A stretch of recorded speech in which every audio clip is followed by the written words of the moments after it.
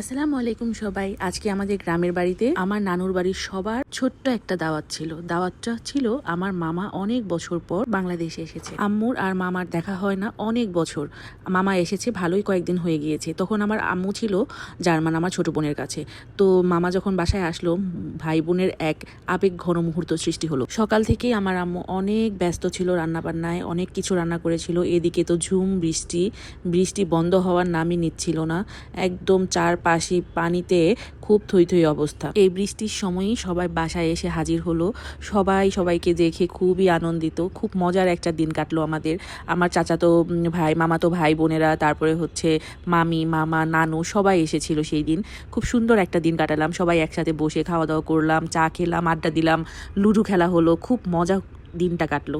আম্মু রান্না করেছিল পোলাও, গরুর মাংস, রোস্ট, মাছ ভাজি, এই সমস্ত কিছুই রান্না করেছিল। তারপরে দই ছিল, আমদুধ ছিল।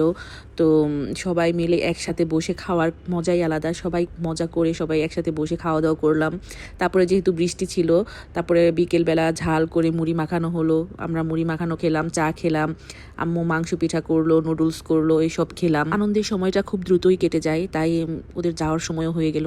আমার ব্লগটা কেমন লাগলো আশা করি জানাবেন। যদি কেউ ফেসবুক থেকে দেখে থাকেন অবশ্যই আমার পেজটা ফলো দিবেন, আর এই ভিডিওটা যদি কেউ ইউটিউব থেকে দেখে থাকেন তাহলে অবশ্যই সাবস্ক্রাইব করে দিবেন। আল্লাহ হাফেজ।